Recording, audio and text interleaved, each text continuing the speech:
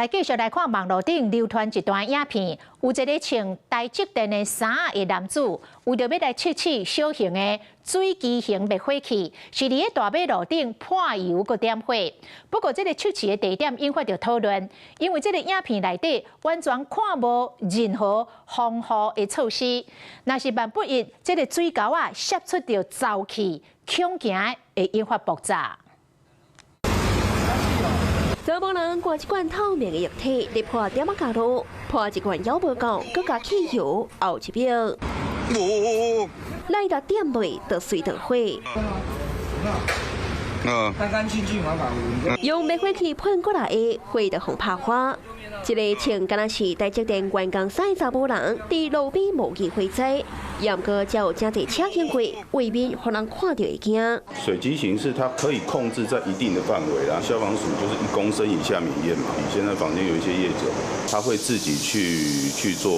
一些像他们觉得认为可以的灭火器去做贩卖。原来影片中这个查某人手关的就是水机型灭火器的缩小版，是讲提供伫个大条车路点火测试，所拢无封闭咧。 测试一般都会有准备一个铁盆啊，那基金会都有一定的实验场所让我们去做测试，不会我们随便可以在路边，万一如果说失控的话啦，会造成比较大的伤害。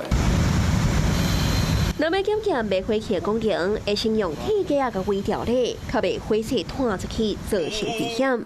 是讲影片中的地点是伫水沟边，严重者恐惊会引发着爆炸。他们在水锅盖上面在 喷火的时候呢，水锅盖如果里面有渗出沼气，就是甲烷、有酒的气体呢，就帮助燃烧，会使火变得非常旺盛，这就造成了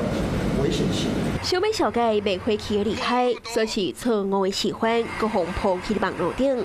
危险的行为恐惊已经违法，那造成火灾，后果就真严重。 Hello， 我是雷亚，想要抢先掌握最及时的新闻资讯吗？赶快订阅、按赞、开启小铃铛，锁定华视新闻 YouTube 频道。